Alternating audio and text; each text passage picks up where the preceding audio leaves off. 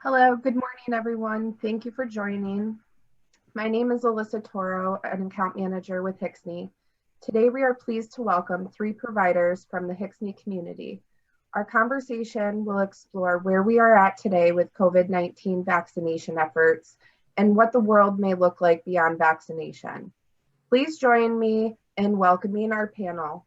Today, we have John Croce, Network Manager for Community Pharmacy Enhanced Services Network of Upstate New York, Sarah Barenko, Director of Public Health and Community Mental Hygiene Services in Montgomery County, and Dr. Jeremiah Benoit, the Medical Director at Highmark Blue Shield of Northeastern New York.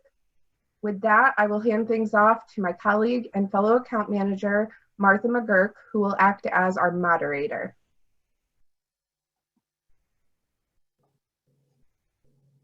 Thank you very much, Alyssa.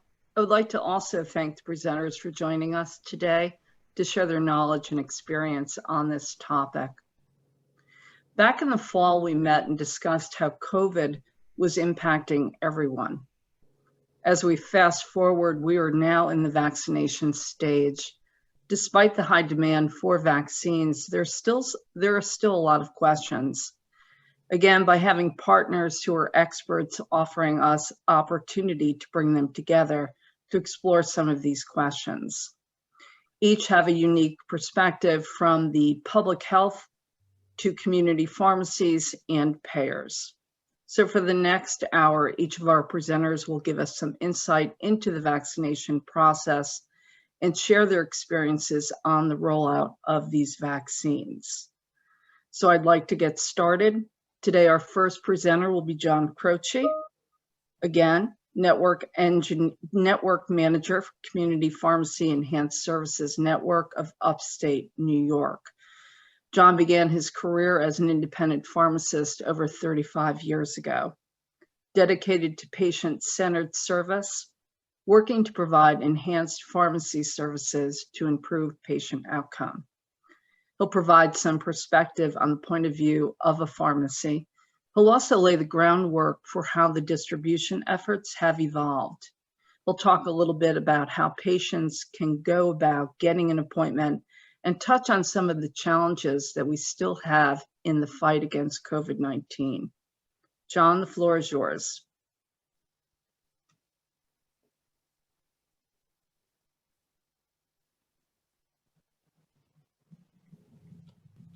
I am unmuted now.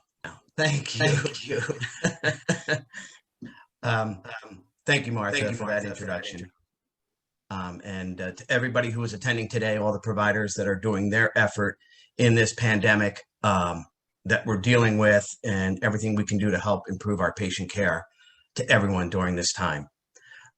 First topic I'd like to talk about is vaccine appointments. And that seems to have been a real struggle from the get-go. We've had our ebbs and flows to it.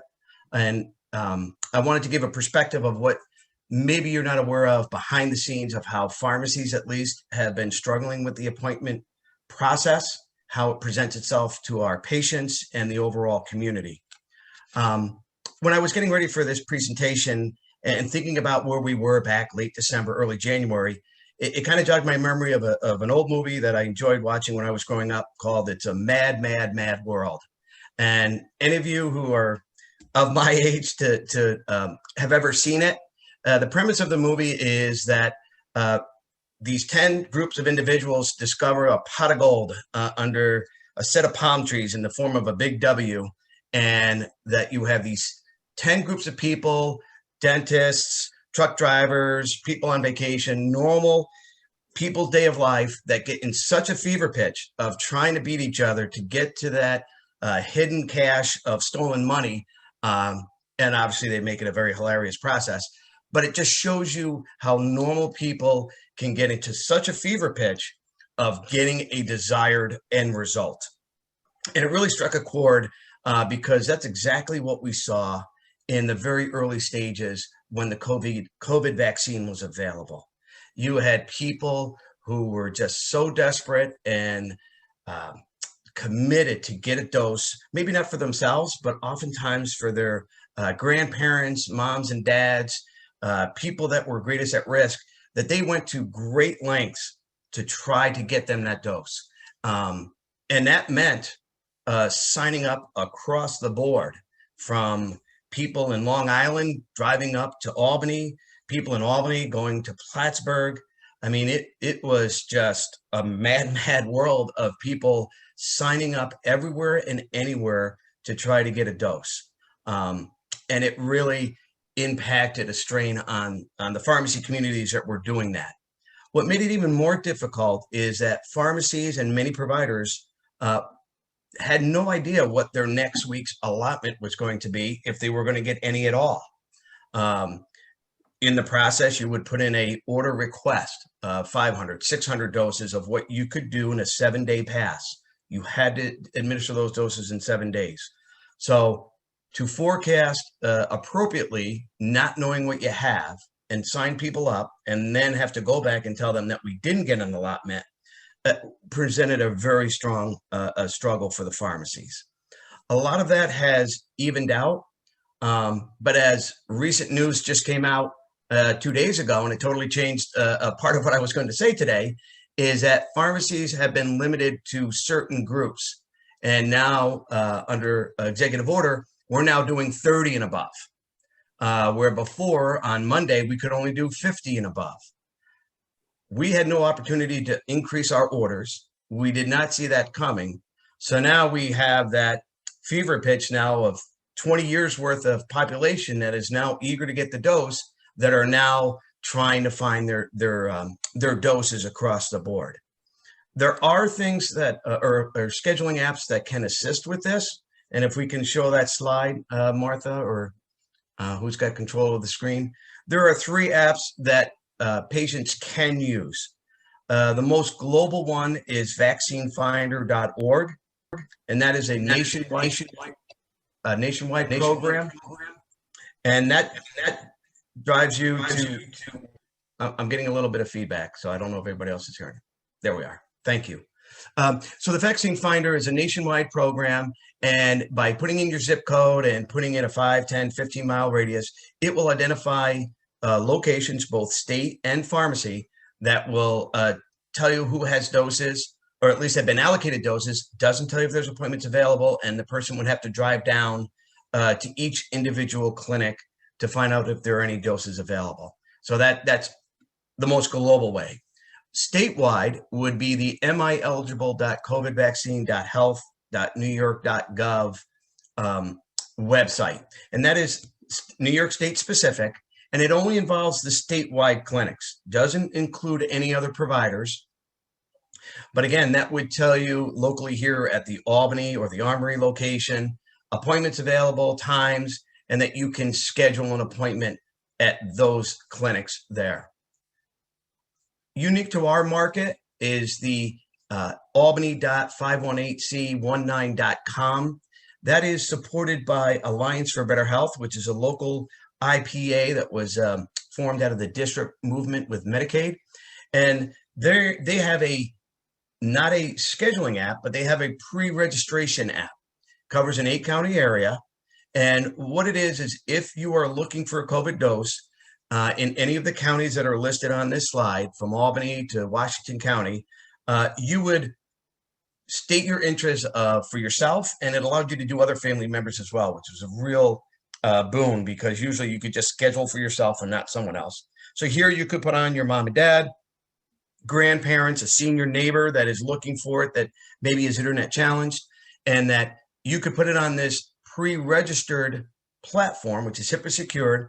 And then as providers hold clinics, they can pull down from this and then do outreach that way. So rather than each person trying to contact a bunch of different clinics, here the clinics could get access to that waiting list and then do outreach. And then we can see if you were available. Interestingly, about 3 weeks ago, pharmacies had a rather robust waiting lists because everybody, as I said, was signing up for everywhere.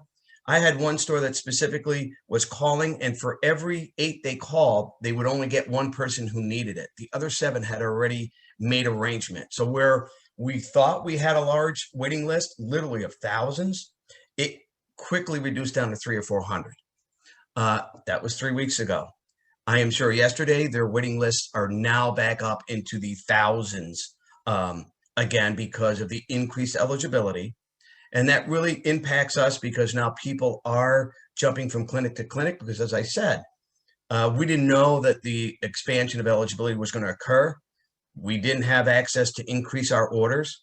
So the orders we had were based on who we knew we could vaccinate at the time.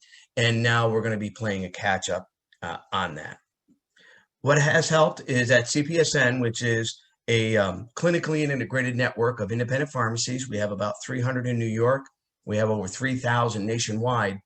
We are now able to distribute COVID vaccine directly from the CDC along with the New York State program. It's called the Federal Pharmacy Partnership. And we're seeing the supplies at a point now where the state is getting allotment, and now the federal program is allowed to channel through pharmacies to get doses in addition to. CPSN has been a partner of that. This week, we're distributing over 4,000 J&J doses, and we're distributing over 5,000 Pfizer. We're being told that we're going to have that consistent number of J&J and that will increase. So that will help increase our supply to everybody. And what's really important on this is that as I distribute, because I won't have enough to give everybody, there's been this discussion about health equity among the distribution of COVID vaccine.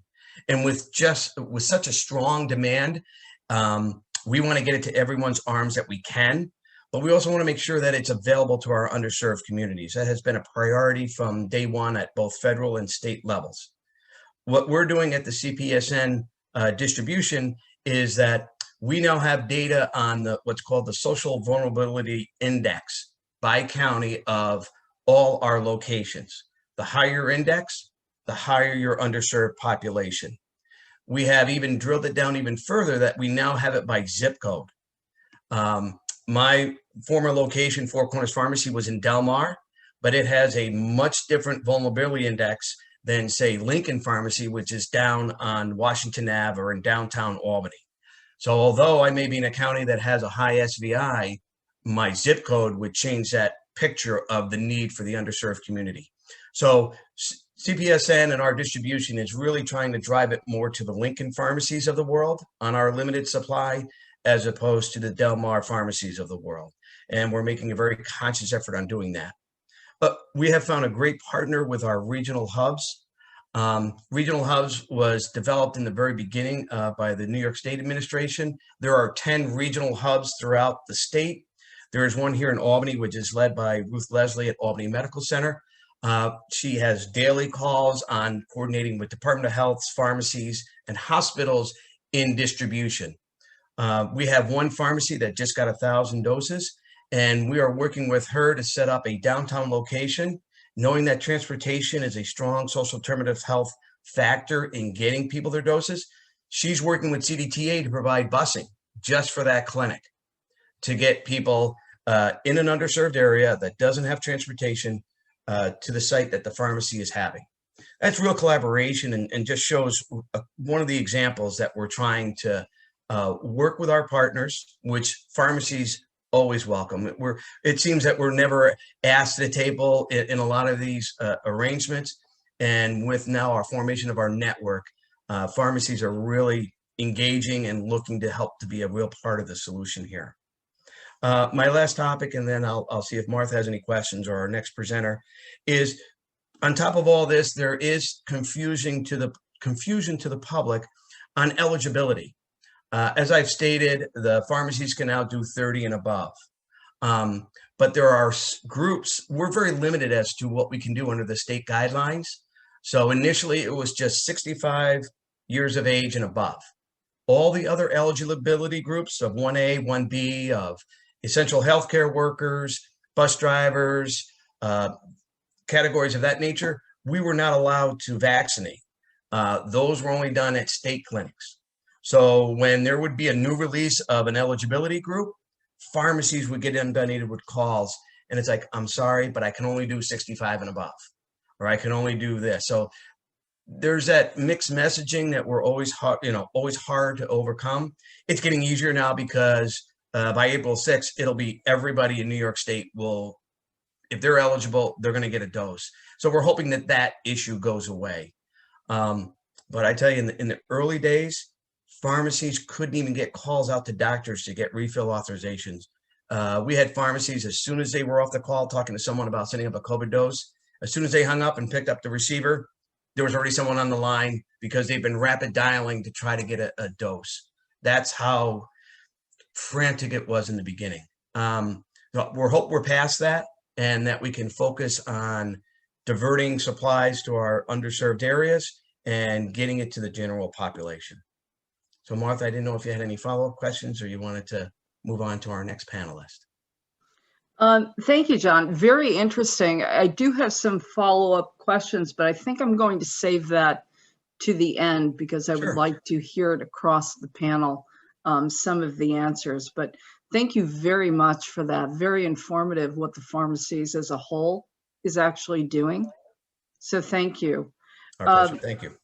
I would like to now transition to Sarah Barenko. Sarah is our Director of Public Health and Community Mental Hygiene Services in Montgomery County. She has spent her career in healthcare, helping to reduce stigma around drug use and addiction. As a public health director in a rural community, Sarah's perspective is unique. She will speak to us today about how a small community with limited resources has been able to address testing and vaccination, and how emotions play an important part of the success of those efforts. Sarah? Thank you, Martha. As Martha said, one of the avenues that I've spent my career dedicating my life to is reducing the stigma around healthcare, especially substance abuse and mental health. So when COVID came into our lives back in 2020, we very much used the same principles of stigma to approach the issue of COVID. When COVID first came into the county, it was more of a, for lack of a better word, it was more of a death sentence. People were frightened. They were very scared. And as we started to get positive cases in our county, people very quickly wanted to know who and how they got it and where they were coming from. And we would get calls all of the time saying, you know, my neighbor just went to Florida and they're going to bring COVID. And we had some very difficult situations where people were being targeted because they were seen as the catalyst for bringing COVID into the community. So we really started in a very different place from where we are today. And so I'm going to go back to March of 2020 just for a moment and talk about how testing and the lack of testing really prepared us for the lack of vaccine and the rollout. So back in March of 2020, we had looked at several vendors who were providing testing for COVID. And I remember calling several vendors and saying, okay, so we'd like to purchase some test kits to get into our community. And back then a test kit was $280 per test kit. And that was they'd give you the test kit for free, but then they would charge you for the processing of the labs. And as time sort of dwindled and testing became more readily available and the state started releasing free test kits to nursing homes, hospitals, and the community, that price dropped dramatically from $280 down to $150, and then it dropped even more down to now we pay about $73 per test kit. So back then it was very easy because if you had money, you could purchase a test kit, you could get tested, and you knew within 3, 5, 7, 10 days, depending on where we were, what your results were. And it gave some people a peace of mind to know that they did not have COVID, or it confirmed our fears that people had COVID. And so when I go back to what we learned from that, we had to use those very same principles of lack of supply and high demand to implement for our vaccine rollout. And I was joking with my staff a couple of weeks ago about how on a Sunday morning at 5:07 a.m., our assistant public health director called me to tell me that we had our first positive case. And then all of the sudden, fast forward to January of 2021, I'm getting a call from the CDC at 9:30 at night on my cell phone that I'm getting 100 COVID vaccines. So, all these things happen at either 5 in the morning or 10 o'clock at night. And at 10 o'clock at night, I'm getting this phone call and working with my staff to figure out when we get those 100 doses, and that's all we were promised at that point. How do we pick and choose who gets 100 doses of COVID vaccine in a community where we are from end to end, 53 miles long from end to end, and we have the oldest per capita aging population in the entire state? And we have a wait list of people who have called us saying, when you get vaccine, I want to be vaccinated, of 5,684 people. That was our wait list in January. 5,684 people were calling us and getting on our wait list, begging us to be on our wait list for the COVID vaccine. And we would hear these god awful, heartbreaking stories about, my mother is ill and she has cancer. My husband was in a terrible car accident and he was paralyzed, and we need this vaccine. I'm the only caretaker. I'm a single mom and I have 4 children, and I can't afford to not be at work. I can't afford to get COVID. I can't afford to die. These were the words people were using with us. I can't afford to die. So as you're sitting in your home at 10 o'clock at night, knowing you can only pick 100 people who are worthy to get this vaccine, it crushes your moral soul. And it really eats away at you as to how 100 doses is going to cover 50,000 covered lives. But we were already there, because when our testing came out, we only had 150 test kits. So we knew what we had to do. We went into planning mode, and our team got together that Saturday afternoon, and we sat and talked about what was a vaccine clinic going to look like for us on Tuesday. And we knew there were people that we had to start with. We had to start obviously with our own staff. If we were going to be vaccinating folks long term, then we needed to make sure that our own staff and our folks who were going to be working in the clinics and our pods were protected and had that protection. So we were fortunate that pool is only about 20. In a small county, my department is 15 people total. I have 15 people that work in my department. So the fact that we used 20 doses just internally, and then we had the capacity to use those 80 doses for other frontline workers. We used those vaccines for our law enforcement, our emergency medical, our EMTs, our nurses who were working in healthcare, but going into homes. And I'm sure, John, you get this call all the time at pharmacies. When are you going to start vaccinating the homebound? And so we really looked at, okay, for us homebound, we didn't know when that was coming. So let's take a look at the vaccine allocation and offer it to nurses and CNAs and LPNs that go into homes and work with our homebound population. So that's where we started. We really started with just 100. And then it was quiet. As with the state, and I'm not here to talk badly about the state and the way they rolled out this vaccine program, but our hair was on fire on a Friday night at 9:30 at night, and we got our vaccine, and then there was crickets. I heard nothing. No follow-up. No, are we going to get more? What do we do now? People knew we were getting 100 doses of vaccine. Okay, is more coming? And it was crickets. I didn't know what was happening. And to have to tell somebody's 90-year-old grandmother, I don't know. And people were sick and tired of hearing, I don't know. You're the health department, and I hear on the news that the health department is going to be rolling out vaccine and you're getting thousands of vaccine. Well, that was simply just not true. We were not getting thousands of vaccines in January. And our first clinic on January 8th, when we had that clinic and had 100 vaccine, in my mind, I thought that was all we were getting. There was no foreseeable allotment coming to Montgomery County. And it was very hard to have those conversations with our residents, and week after week say the same thing over. We don't have any vaccine left. We don't have any vaccine left. We don't have any vaccine left. And my staff was disheartened because there was hope. So that was the next 2 weeks of our life, not knowing where we were going or how we were going to get there.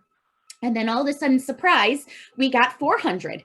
And we thought we hit the lotto, 400 doses of vaccine. And then all of the regulations came along with that. Well, these 400 doses of vaccine, 100 of them have to be for group 1A, 100 of them have to be for OPWDD, which is the Office of People with Developmental Disabilities. So we had to offer 100 doses to that population in congregate care settings. And then the other 200 doses at that time were 75 and plus. So we said, okay, well, we can do that. We have thousands of folks who are 75 and plus on a wait list that we can call and offer the vaccine to. But we ran into, they don't have computers, internet access. So we spent about 15 man hours between myself, my assistant director, some of the other staff in our department, as well as our county executive's office, calling 200 folks over the age of 75 personally and registering them for that second clinic.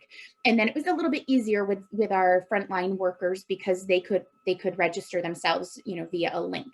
So we really have run the gamut with how this has rolled out, from having nothing to now we have 400 just dropped on us and it's go time. And I always joke with Jessica, who works with me, I always say, well, when they say go, we're just going to go, and we're going to go really fast, and we're just prepared. And we run a marathon some days in our office, and we get there at 7 a.m. and we're making phone calls until 7:30, 8 o'clock, 9 o'clock at night sometimes, because we know there are people that are desperate to get that vaccine that just simply do not have the means to go online and register themselves. And so we, as the public health department, I always say I'm a social worker first. So as a licensed clinical social worker, my training is to solve problems. And if we have a problem and we can't get people vaccinated because of a lack of technology, well, then we have to be the technology. And I've said before, if this happened 25 years ago, 30 years ago, there was no computer, there was no internet. How would we have done it 25, 30 years ago for our seniors? Because my grandmother, up until this day is in a nursing home, and she never in her entire life had a cell phone. She thought they were ridiculous and a waste of money, and email and a computer. What is that, right? So we have to look at this vaccine rollout as if, as John said, the health disparity, there's a number of them, and technology certainly is one of them. And for us in Montgomery County, it's not only that technology aspect, but that transportation. As I said, Montgomery County is 53 miles from end to end. So when we started to get more vaccine and we started to roll out our program full speed ahead, we identified 3 locations in our county. We have one in Amsterdam, which is the eastern part of our county. We have one in Fonda, which is the center of our county. And then we chose a satellite location in St. Johnsville, which is the most western part of our county. It borders Herkimer County. So we set up 3 very accessible locations. They're handicap accessible. They have Wi-Fi so that we can register patients through the CDMS system. And we're mobile. We pick up our vaccine and we go to where people are. So when we're talking about CDTA, people laugh, we don't have CDTA. Or somebody will say, well, we'll just call a cab. We have one cab company in the county, and it runs Monday through Friday from about 7:30 in the morning till 5:30 at night. So there is no just, putting somebody in a cab and sending them to a location for a COVID vaccine. That doesn't happen. We do have medical transportation, but again, that's Monday through Friday during normal business hours. So we've had to be really creative in how we get vaccine into people's arms. And people are frustrated, to be honest with you, because there is so much criteria that goes along with who is eligible. You call a household, for example, where the husband is 67 and the wife is 64, and the husband is eligible for the vaccine because of his age, but the wife is not. How do you do that? How do you appeal to people's emotions and say, well, I'm sorry, your husband is eligible, but you're not? Well, again, as a social worker, we're creative. So when comorbidities came out, it was, well, do you work in a school? Are you a part-time bus driver? Are you a part-time caretaker? Do you have a co-occurring health issue that prevents you from working? So it's being able to know what the questions are for people to get them to fit that criteria sometimes. And is that always following the rules? No, but I think anybody who in my life who knows me knows that I try and break the rules a little bit for the betterment and the good of those who need healthcare and who need to feel safe. And this vaccine has opened up the door for so many people who will say to me, Sarah, I haven't left my house in 4 months. I get my groceries delivered. I miss my grandchildren. And I was telling Martha and the girls this the other day, I have a 4.5-year-old. And if he ever said to me, Mommy, I miss Grandma and Grandpa, or I miss Ina and Pop-Pop, that would devastate me. That would break my heart, knowing that my son has not been able to see his grandparents in months. So I always look at things from that mom perspective as well, and making sure that if we need to help people get a vaccine to feel safe, and I don't have them in Montgomery County, I'll get you signed up wherever you need to go. I will call Kinney Drugs. I will call Walgreens. I will get you signed up in order to help you get your healthcare needs met, because that's what we do in public health. And that's what we're trained to do. We are trained for mass vaccinations. We are trained for mass fatalities. We are trained for pandemics. This is what we do. And the fact that I also am a social worker, I can have that ability to help people through some of that emotional process, because I don't know if we really integrate behavioral health and primary care and medical health in that aspect until now, when we're really looking at how this pandemic is impacting people's mental health. I shared also that the first half of 2020 in Montgomery County, we had more deaths from suicide in the first 6 months of 2020 than we did in the entire year of 2019.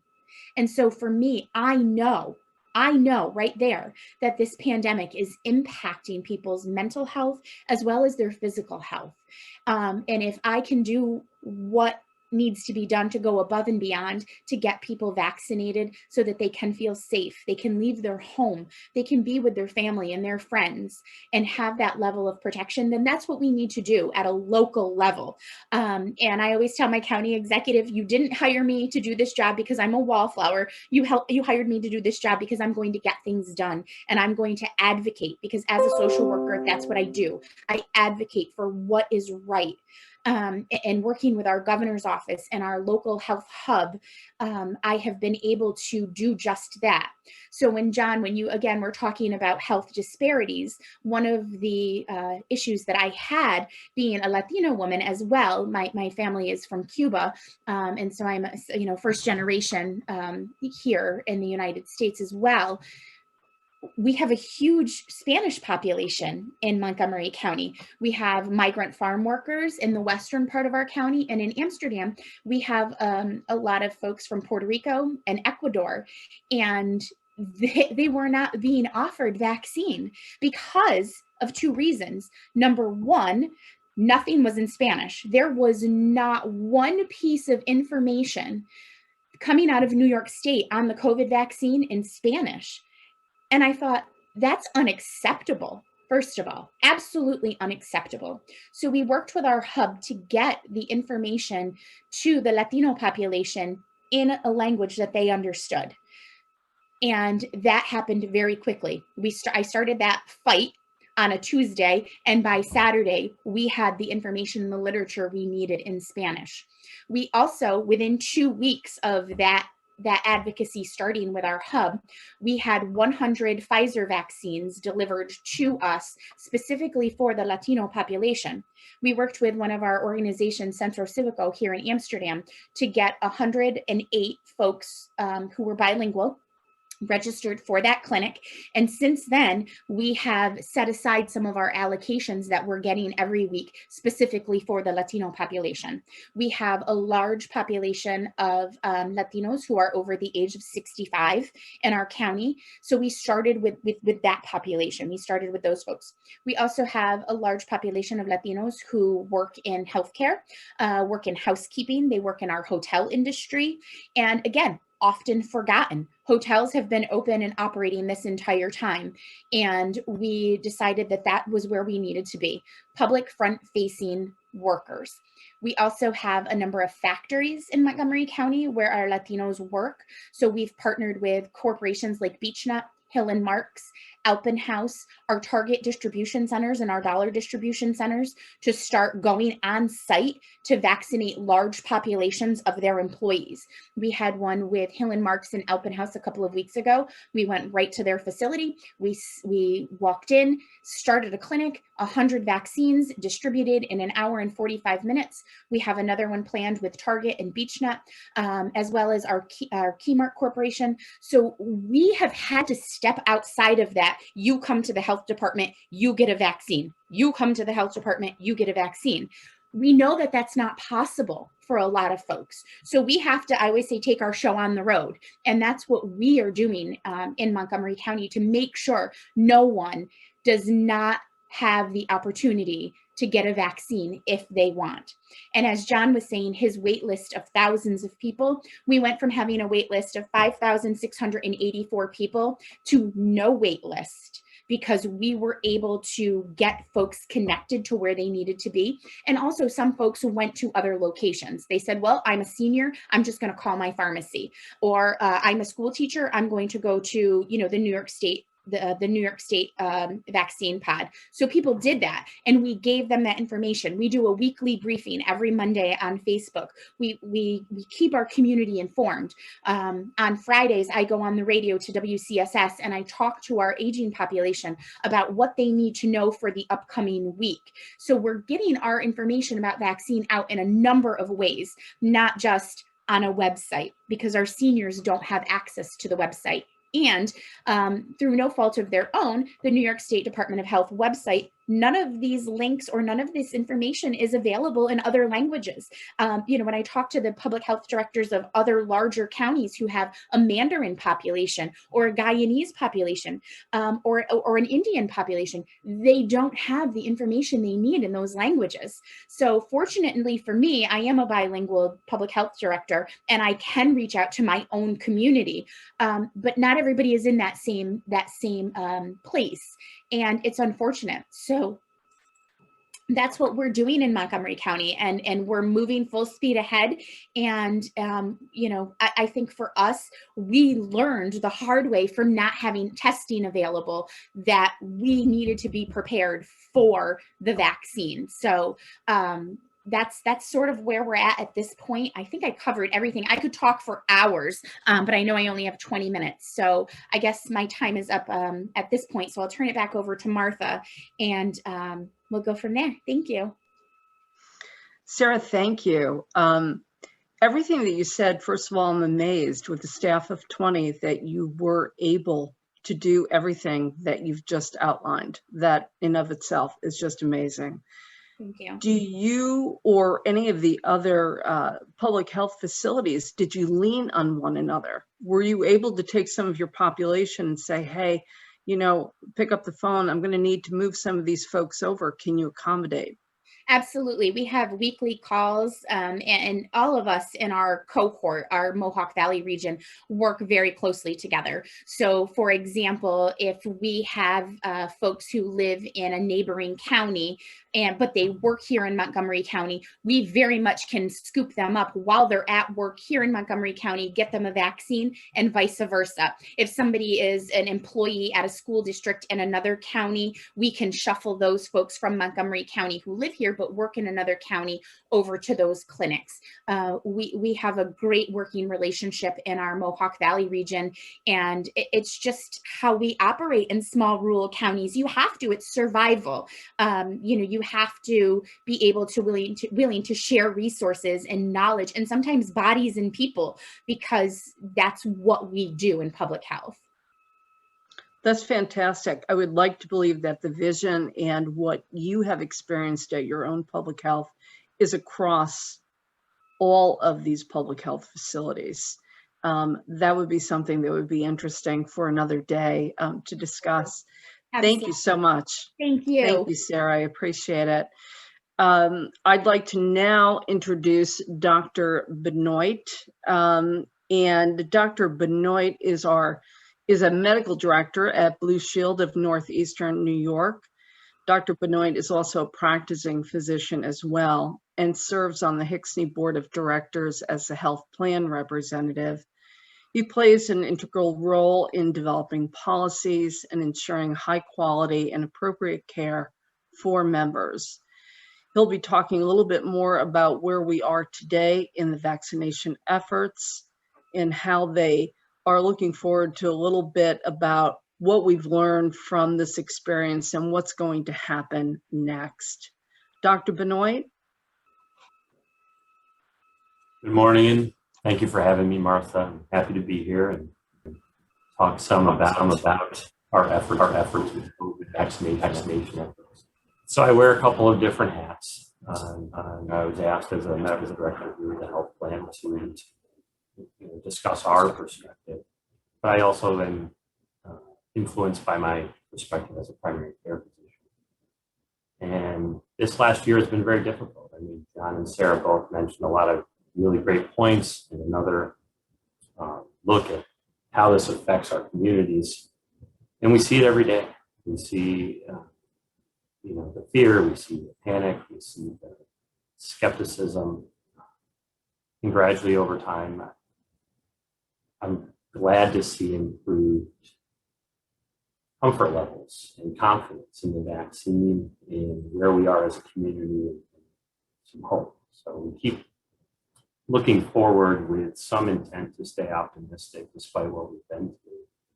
And I think one of the key messages where we are today is that we need a constant messaging to the public, to the patients, to the communities, and that we need to just stay vigilant. It's been a long time, but it's still going on. And we have a plan. And we're rolling out a safe, effective vaccine to our communities. We have several options, which is just tremendous. To happen within 12 months of the onset of the pandemic is really a lot of improvement and advances in health sciences. So we have that discussion multiple times a day. We try to outline programs, we try to look at our stance and what we can do to help. Basically, we've been supporting all the efforts from the state standpoint, the local communities, to the best of our ability. A lot of it's managed through the state and the federal government. I think in the health plan realm, they ask a lot about what limitations there are, what kind of things can get in the way. Our stance has been to continue improving access to care, including the vaccine and COVID-related testing and treatment. The vaccine shouldn't have costs or anything like that as a limiting factor. The other things to talk about today have been comparing where we are now to where we were, things we've seen in the past with pandemics, with other infections, other outbreaks, and just how we can move forward. Because people are asking that question every day. They want to know, when can I do this? When can I visit my family? When can I travel? When can I have a birthday party in person? And some of us, you can see, we're all having video conferences and working from home. It's a different world. So some of the things I looked at when I was thinking about what to talk about today was the history of vaccines and where we are today. When I look back, the first vaccine developed for smallpox was hundreds of years ago, and it took 200 years after that vaccine was developed until the world could consider that disease eradicated. This is a very, very long process. I heard the reference to a marathon. It's not a sprint. We talk about public health emergencies, pandemics in particular, from what we've learned. It's a very long road, and we just have to stay vigilant. The advances that took place over the last now 13 to 14 months is incredible, and I try to highlight that with groups and people in the community and patients directly. A lot of people they want to recall or they reference the Spanish flu pandemic from 100 years ago. That predominantly affected younger people. It's just a horrible worldwide pandemic. It was mixed in with World War I, which complicated things, some of the data, but the death rates were very high. It occurred in 3 or 4 waves, lasted at least 2 years, and the world did just pull out the same things. They talked about distancing, closing early. Certain cities were discussing mask mandates. A lot of the interventions that they discussed are similar. We have to slow the spread, stop the rates from going up, and then secondary reductions in illness, hospitalizations, and deaths. So in that, there was no vaccine. They had to watch that happen, provide supportive care. And it wasn't until about 25 years later that the first influenza vaccine was developed. Since then, we've seen a couple other coronaviruses become worldwide potential issues. SARS in Asia, MERS in the Middle East. I've heard a lot of discussions about some similarities there. Respiratory illnesses can be very contagious and virulent. Luckily, they never got to this level. But still, again, no vaccine developed. And then fast forward to 2019, SARS-CoV-2. You have a virus that emerges within months. It's sequenced. We know the immunology of it. And we have multiple companies worldwide working on developing that vaccine to help us move forward and try to protect people and save lives. So in 2020, there was a lot of discussions and public concerns that I would see in the community or in primary care with this skepticism or vaccine hesitancy because they knew it was being developed. They said, I'm not going to be a guinea pig. This is too fast. There's got to be, we need to know more. And we would just keep updating. We had these meetings. There was COVID information everywhere. There was updates from public health officials, the CDC, the New York State Department of Health, and they would inform. They would inform health plans. They would inform primary care providers. They would provide information out to everyone out there involved in this process, including pharmacies and public health. So you had to take that information, filter it, and use it. What we were constantly seeing and needed to keep reiterating was that we were seeing remarkably safe and effective vaccines being developed. And when those 2 mRNA vaccines came out and got emergency use authorization, I think it got a little misrepresented when we were hearing this Project Warp Speed, which was just a project name that got used from the Department of Health and Human Services. I remember them talking about this and just being a Star Trek reference. It was no malintent, but I think that's not what the public heard. That was too rushed. I'm not comfortable with that. And you had to talk them through. This has all been peer reviewed. The studies are surprisingly well done. A lot of initial participants in them, and we could try to reassure patients. We tried to reassure these people out in the community that we had a good option. And then eventually, now we have 3 good options in the U.S. When we were preparing for the meeting, I know we were talking, John, you like this one, but I heard someone say, we have these vaccines and everyone's asking which one's the best. And that's our typical, probably the American way, where we want only the best. And there's got to be one that's better than the other. But really it was, we keep getting all this data and these are all safe, effective vaccines. We're in a pandemic situation. It's a global emergency.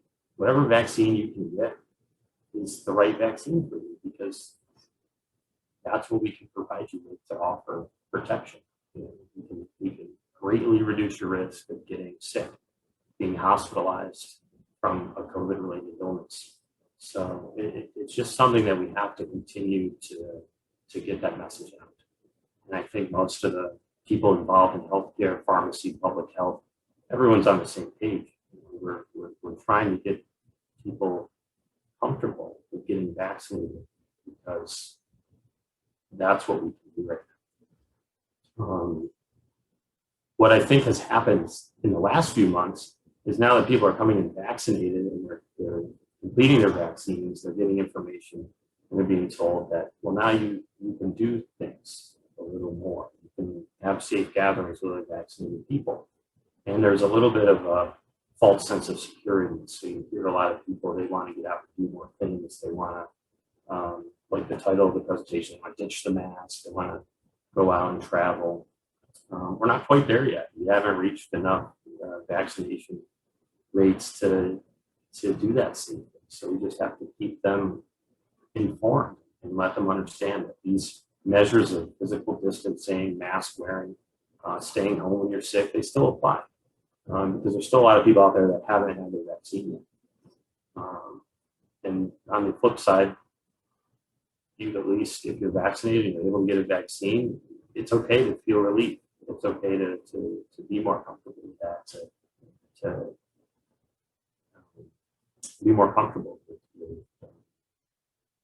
seeing other vaccinated people in your family in small circles. So that's frustrating for some people, I find. They want to be told that once they're vaccinated, they can kind of do what they wish, but that's not the case yet. There's a lot of things that are still evolving that we don't know, and emerging variants in the SARS-CoV-2. That's one of the issues. We still don't know where they're heading, how prevalent they're going to be. Hopefully, we can still do some isolation, source control, and reduce these infection rates on a more broad standpoint, so that we don't see them. And then after people are becoming more confident and more comfortable getting their vaccines, they want to know, is this it? Is this the last vaccine I need? Everyone has some theories on seasonal updates, booster shots. Is this going to be needed? Is this going to be the next flu vaccine? And we haven't been able to answer those questions with any certainty, and we still aren't. But I think that's okay.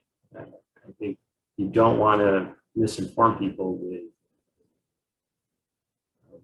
other information that's really not been validated yet. So it's likely, there's lots of theories I've heard on how this may play out and whether or not you'll need a booster shot that may have better coverage for some variants if they become more prevalent, and then the vaccine longevity wears off after a certain time frame. If we need a booster of this immunity, we're still seeing such high local prevalence. And I've even heard some of the professionals that have a lot more experience with pandemic medicine. They've talked about the regional changes, locations like South Africa and Brazil. Perhaps in the future there will be travel-related vaccine recommendations depending on local prevalence. Now, all these things could happen. We don't really know. The viruses change. The viruses try to stay ahead of us, and we can't predict that. We can only try our best to stop it from getting out of control again. And right now, again, we just have to encourage people to get vaccinated. If there's safe and effective vaccines, they're becoming increasingly available, and they work. Right now, if we see those reductions in cases, a lot more immunity out there in our populations, I think the goal is eventually that we'll reach a herd immunity. But right now, because there's so many cases and there's so much transmission, that you would need very high percentages of the population vaccinated to achieve that. And most of the estimates I've seen are 75% or more. But again, I also feel that if we see a lot more vaccines and a lot less transmission, less cases, hopefully that number will come down some. But we'll see. So, in summary, with what everything John and Sarah said, I agree with these perspectives that there's so much involved and how this is being addressed. There's so many layers and so many people that are working together to get this done, to keep our community safe. It's remarkable. And it's no small feat to see what we've done in such a short period of time and what's available to us that wouldn't have been available before. So I'd like to leave with just some optimism after a year-long battle here that we're headed in the right direction, and I believe that. Eventually, we'll get back to the life or form of our lives as we knew it, and get back to things that we need to be doing, like visiting our family and seeing our relatives in long-term care facilities, safely having holiday celebrations, faith-based get-togethers. The importance is not diminished. It's just finding safe ways to do that. That's been challenging. So we continue to support any efforts we can in getting this done and moving forward. So I thank you for your time and having me come talk today and here for any questions. Dr. Benoit, thank you very much. Actually, we did receive a question for you, if you don't mind. Sure. I'm going to ask you to put on your physician hat now. Should patients be having a conversation with their physician before signing up to actually receive these vaccines? And if yes, what kind of questions should they be asking? Yeah, with of course. New York. So in addition to that, doctor, with New York now opening up the vaccinations for 16 and above next week, is there any special considerations or questions that parents and or teenagers should be asking prior to signing up from their physicians? Yeah, and I'll start that off. I'll preface that with I'm a parent. I have a 15-year-old, and I also get this question all the time. So we've joked in my office, I work part-time primary care. Just about every visit now, usually at the end or the beginning, we have a discussion about the COVID vaccine. Luckily, I've seen a lot of my patients locally, and I do practice in Sarah's neck of the woods, and I hear all kinds of good things about Montgomery County Department of Health and their vaccine efforts. My patients are coming in fully vaccinated, so they don't have a lot of questions. But the ones that are still on the fence, they want to know. They want to know what I recommend. They want to know what the options are. And I don't think that it's necessary to have a conversation with your physician before proceeding with the vaccine. We know they're safe and effective. It's a public health standpoint. They're widely recommended. And if people are comfortable with that and that's enough information and they sign up and get their vaccine, that's great. But a lot of people have questions. They have other health conditions. They have a history of some type of allergy or intolerance, and they want to know, can I still get it? Is it safe for me? And then more rarely than the question is,